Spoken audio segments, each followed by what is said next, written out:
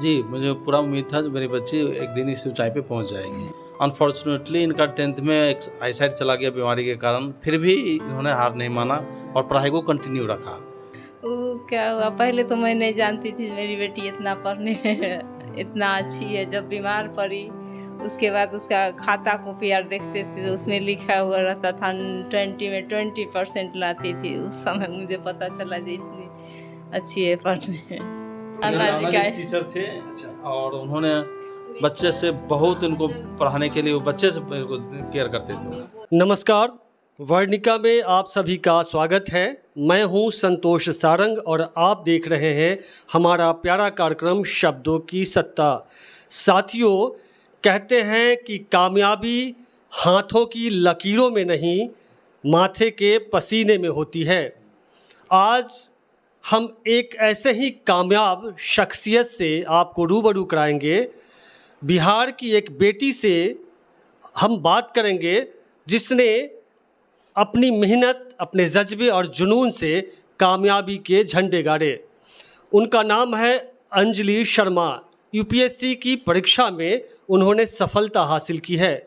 हम बात करते हैं उनके पूरे कैरियर के बारे में, सफलता और संघर्ष के बारे में। तो अंजलि जी, आपको सबसे पहले इस कामयाबी के लिए बहुत बहुत बधाई। जी धन्यवाद। यह सब कैसे हुआ? आप बिहार के सुदूर समस्तीपुर ज़िले से हैं और एक बेहद सामान्य परिवार से हैं। यहाँ तक कामयाबी की इस ऊंचाई तक पहुँचने के पीछे आपका संघर्ष, आपका जुनून या बाकी चीज़ें का क्या रोल रहा है? कैसे आप यहाँ तक पहुँच पाई हैं? जी ये एक प्रोसेस के फॉर्म में हुआ है। ये एक बार में नहीं हुआ। इनफैक्ट ये मेरा 4th अटेम्प्ट था। सो स्लोली चीज़ें चलती गई। इसका टर्निंग पॉइंट मैं मानती हूँ 2011 दिसंबर, जब एक बीमारी में मेरी दोनों आंखों की रोशनी चली गई थी। सो उस पॉइंट से वापस उठना, पढ़ाई वापस स्टार्ट करना और धीरे करते करते यहाँ तक पहुँचना, ये एक स्लोली चलते रहा। क्या हुआ था? बीमारी मतलब कैसे आँख दोनों रोशनी चली गई या क्या हुआ था? जी हाई ब्रेन फीवर में मेरी ऑप्टिक नर्व डैमेज हो गई थी जब मैं क्लास 10th में पढ़ रही थी। तो उस समय से मतलब अभी इस कंडीशन में हूँ, लेकिन वही है कि पढ़ाई में मैं हमेशा से अच्छी रही थी और पढ़ने का जुनून था, जोश था। तो मेरे माता पिता उनका सहयोग से, मेरे टीचर्स के सहयोग से वापस पढ़ाई शुरू की। 12th में मैं स्कूल टॉपर रही और वही देख के मेरे टीचर ने कहा कि ये आईएएस बन सकते। तब जाके ये ख्याल पहली बार दिमाग में आया कि आईएएस करना है। तब यूपीएससी वगैरह क्या होता है मुझे पता भी नहीं था। किस क्लास में ये और किस शिक्षक ने ये बात कही थी? यूपीएससी की बातें कब आई थी? जी ये बोर्ड एग्ज़ाम में जब मैं स्कूल टॉपर रही थी तब मेरे ज्योग्राफी के सर, उस समय मेरे ज्योग्राफी में 99 मार्क्स आए थे बोर्ड सीबीएसई बोर्ड में। सो ये देख के सर ने बोला कि इसमें टैलेंट है, पोटेंशियल है, ये आईएएस बन सकती है। तो पहली बार ये आइडिया आया था कि आईएएस करना है। तो ये चौथा अटेम्प्ट आपका रहा है जी। ये रैंक क्या रहा है? विषय क्या आपके रहे हैं और कब से सीरियसली आपने तैयारी शुरू करी है? जी मेरा रैंक इस साल 450 आया है और मेरा विषय सोशियोलॉजी रहा है। और इसका सीरियस प्रिपरेशन में बोल सकती हूँ 2019 से स्टार्ट किया अपने ग्रेजुएशन के बाद। 2018 में ग्रेजुएशन हुआ, फिर कुछ महीने दिल्ली गई कंप्यूटर सीखने ताकि मैं इंडिपेंडेंटली पढ़ाई कर सकूँ। तो अभी मैं एक सॉफ्टवेयर के सहारे पढ़ती हूँ, टेक्स्ट टू स्पीच। तो वही सीखने एक एनजीओ में गई थी और वापस 2019 से फुल फ्लेजेड वे में पढ़ाई स्टार्ट की। ऑनर्स पेपर क्या रहा है? और ये हम जानना चाहते हैं कि जो हिंदी मीडियम, आपने हिंदी मीडियम से किया या अंग्रेजी मीडियम से, ये बताएं। और जो आर्ट्स फैकल्टी, खास करके कौन सा विषय आपका रहा है ऑनर्स में, और फिर यूपीएससी की तैयारी के लिए कौन कौन से पेपर्स आपने लिए? जी मैं इंग्लिश ऑनर्स की स्टूडेंट रही हूँ। मेरा पोस्ट ग्रेजुएशन में इंग्लिश लिटरेचर से है और यूपीएससी में भी मेरा मीडियम इंग्लिश ही था।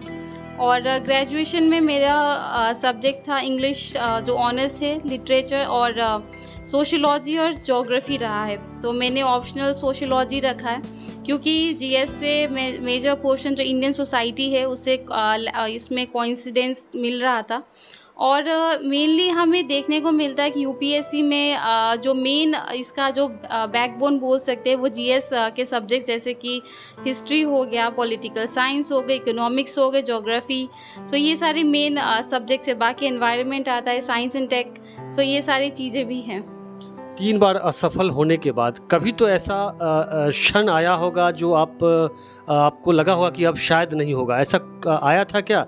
या और वहाँ से उभरी कैसे और फिर आगे कैसे बढ़ी? जी, हर बार जब भी असफलता, जैसे कि मेरा पहला प्रयास में प्रीलिम्स नहीं निकला, उसके बाद दूसरा प्रयास में मेंस नहीं निकला, सो हर बार लगता था अब छोड़ दूँ, लेकिन वही है कि वो एक आग रहता है कि आपको करना है, तो वो आपको इस रेस में लगाए रखता है। और मेरे केस में था कि मैं यूपीएससी और बीपीएससी भी पैरेलली दे रही थी, सो दोनों का एग्ज़ाम अपना पैरेलली चल रहा था, तैयारी कुछ ना कुछ कहीं ना कहीं दोनों में हेल्प हो रही थी। तो मेरा एक जो बोल सकते हैं सफ़र वो कंटिन्यूसली रहा है, ऐसा कुछ बड़ा सा गैप नहीं हुआ मेरा पढ़ाई में। कभी मुझे यूपीएससी का मेंस होता था तो कभी बीपीएससी का इंटरव्यू, सो पढ़ाई हमेशा मेरी दोनों एग्ज़ाम देने के कारण कंटिन्यू रहा है। इस बार आईएएस कंप्लीट की है, इसके पहले बीपीएससी की शायद आपने कंप्लीट किया था। जी, अभी सर्विस एलोकेशन हुई नहीं है, लेकिन मैं एक्सपेक्ट कर रही हूँ आईएएस मिल सकती है मुझे अपने कैटेगरी से, विजुअली इम्पेयर, उसमें मेरा दूसरा रैंक है। और पिछली बार बीपीएससी क्लियर की थी 554 रैंक। अभी रूरल डेवलपमेंट ऑफिसर हूँ, पटना में पोस्टेड। ये खास करके तैयारी जो यूपीएससी और बीपीएससी की तैयारी के लिए लोग मुखर्जी नगर जाते हैं, दिल्ली जाते हैं या कोचिंग बाहर में लेते हैं, क्या आपने भी कोचिंग ली या सेल्फ स्टडी से किया?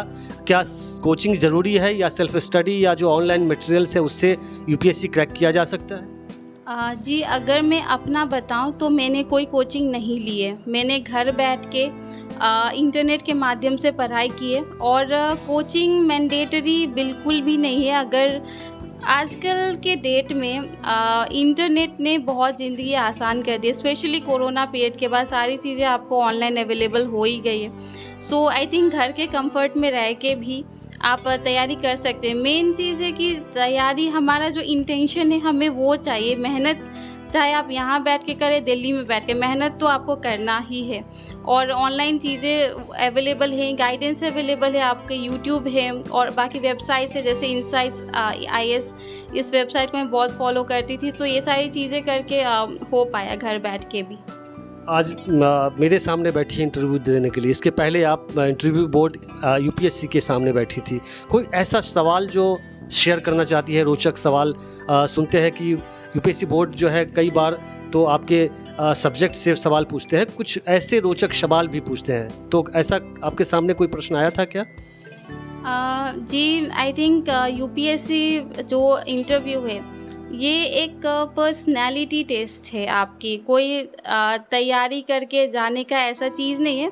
ये आपका पर्सनैलिटी चेक कर रहा है कि आप कैसे इंसान हैं, इस सर्विस के लिए आप सही है या नहीं। सो डेफिनेटली मेरे बैकग्राउंड जो लिटरेचर है उससे क्वेश्चन पूछे गए थे, कुछ गवर्नमेंट स्कीम से पूछे गए थे, कुछ मेरी ओपिनियन जानी गई थी, जैसे कि आर्मी परमानेंट कमीशन वेमेन को देना चाहिए या नहीं, पेरोल सिस्टम पे पूछा गया था कि ये सही है या नहीं, आपके फेवरेट ऑथर कौन है। सो ऐसे कुछ गवर्नमेंट स्कीम्स पे हो गए। सो ऐसे कुछ जनरल क्वेश्चंस थे। सो ओवरऑल एक पर्सनालिटी टेस्ट है और एक बहुत ही अच्छा एक्सपीरियंस रहा है मेरा इंटरव्यू का। जी, मेरे व्यूअर्स को भी बता दीजिए आपके प्रिय लेखक या कोई ऐसा महान व्यक्तित्व जो आपके जीवन को, आपके विचारों को सबसे अधिक प्रभावित किया होगा। जी, मेरा ऐसा कोई एक प्रिय लेखक है ऐसा मुझे नहीं लगता, क्योंकि मेरा मानना है कि हमारे पास जो हम कहते हैं एक्सपीरियंस से सीखना, हमारी ज़िंदगी बहुत छोटी है अपने ही एक्सपीरियंस से सीखने के लिए। सो हम दूसरों के एक्सपीरियंस से सीख सकते हैं। तो हर इंसान के पास कुछ ना कुछ उनके लाइफ एक्सपीरियंस से मैं सीखते गई, समझते गई। सो बहुत सारे रोल मॉडल्स मैं बोल सकती हूँ, बहुत सारे इंस्पिरेशन के सोर्स हैं, not only in this field but different field, चाहे वो जैसे कि हमारी डिफरेंटली एबल पर्सनैलिटी ब्लाइंड में हो या फिर अदर फील्ड में जो एक्सेल कर रहे हैं। सो कुछ ना कुछ हर जगह से सीखते गई, प्रेरणा का स्रोत मानते गए और अपना व्यक्तित्व, पर्सनैलिटी, अपना एटीट्यूड को चेंज करने में लगाते रहे। हर साल लाखों विद्यार्थी बैठते हैं काफ़ी असफल भी होते हैं। कई बार तो जीवन में लाख कोशिश के बाद भी यूपीएससी क्रैक नहीं करते हैं। मेरे सामने भी कई उदाहरण हैं, हमारे भी कुछ मित्र हैं जो आज निराशा के दौर से गुजर रहे हैं और मेंटली डिस्टर्ब हैं। ऐसे लोगों के लिए आप क्या कहना चाहेंगे? जी, ये जो मेंटल स्ट्रेस है, आई थिंक ये बहुत कॉमन है यूपीएससी प्रिपरेशन में। मैं उनको यही कहना चाहूँगी कि यूपीएससी को, इस एग्ज़ाम को लाइफ एंड डेथ की तरह ना देखें, ज़िंदगी और मौत का सवाल की तरह बिल्कुल ना देखें। इनफैक्ट मेरे टाइम में भी मैं 3 बार फेल हुई थी, 2 बार मेंस मेरा नहीं निकला, तो लगता है, लेकिन आई गेस इस एग्ज़ाम को आप अपना बेस्ट दीजिए। और इवन भगवद गीता में भी कहा गया निष्काम कर्मा, आप कर्म कीजिए, फल की चिंता मत कीजिए। और थोड़ा सा प्रैक्टिकल अप्रोच भी रखना है, जैसे कि बैकअप। सो मेरे केस में था कि मैं यूपीएससी दे रही थी, साथ ही साथ मैंने बीपीएससी भी ट्राई कर रही थी, और फिर मेरे पास मैं हायर एजुकेशन भी कर रही थी। मैंने इंग्लिश लिटरेचर से पोस्ट ग्रेजुएशन किया है, फिर मैं जेएनयू से डबल मास्टर्स कर रही थी सोशियोलॉजी से, फिर मेरा पीएचडी करने का इरादा था। अगर यहाँ नहीं होता तो मैंने सोच रखा था, तो आई थिंक फिर मेरा लास्ट में बीपीएससी निकला, तब थोड़ा ज़्यादा मैं स्ट्रेस फ्री हो सके और इस एग्ज़ाम को और अच्छे से दे पाई। उस टाइम मतलब यही है कि इस एग्ज़ाम को आप लाइफ एंड डेथ की तरह बिल्कुल ना ले, एक बैकअप स्ट्रॉन्ग रखें और प्रैक्टिकल वे से करें, और एक फ्री माइंड के साथ स्ट्रेस को साइड रखें। और ऐसा भी नहीं है कि आपको 12-12, 16-16 घंटे पढ़ने हैं, पूरी दुनिया से कट ऑफ हो जाना है, व्हाट्सएप फेसबुक सब बंद कर देना है। आई थिंक ऐसा बिल्कुल नहीं करना चाहिए। एक समय सीमा तक पढ़े, और साथ ही आपका हॉबी जो है वो परस्यू करें, चाहे आपको सिंगिंग या फिर गिटार बजाना या फिर वॉक करना, स्पोर्ट्स, जो भी अच्छा लगता है साइमल्टेनियसली वो भी कीजिए, क्योंकि रिफ्रेशमेंट या फिर दोस्तों से बात कर लिए, तो इससे क्या होता है कि मेंटल स्ट्रेस कम होती है। या फिर मेडिटेशन तो और भी अच्छा ऑप्शन है। ये सारी चीज़ें पढ़ाई के साथ तो एक बैलेंस्ड वे में हमें करना है, क्योंकि ये एक मैराथन है, एक दिन का नहीं है कि सॉरी कुछ दिन आप पढ़ लिए फिर नहीं, एक लंबा प्रोसेस है। सो आपको कंसिस्टेंटली लगना होगा। अंतिम में आपके परिवार के बारे में हमारे व्यूवर्स भी जानना चाहेंगे कि आपका फैमिली बैकग्राउंड या आप समान परिवार से जो मुझे मालूम है, तो थोड़ा परिवार के बारे में, माता पिता के बारे में भी, आप कितने भाई बहन हैं और बाकी लोग क्या कर रहे हैं? जी, मेरे पापा प्राइवेट जॉब में हैं और मेरी मम्मी हाउसवाइफ है। मेरी बहन बीटेक कंप्लीट किया लास्ट से computer science engineering Sikkim Manipal institute of technology से, और मेरा एक छोटा भाई है जो अभी national institute of technology Sikkim से बीटेक कर रहा है, फाइनल ईयर में है वो अभी।